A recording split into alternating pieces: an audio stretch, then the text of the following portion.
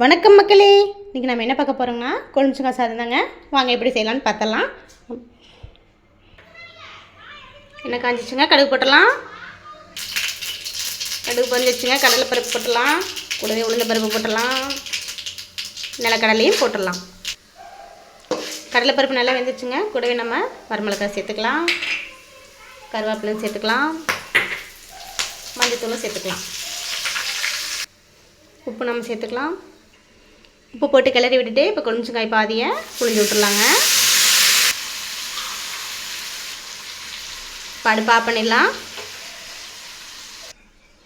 அடுப்பு ஆஃப் பண்ணிட்டோங்க. நம்ம சாப்பாடு போட்டு கிளறிக்கலாம்.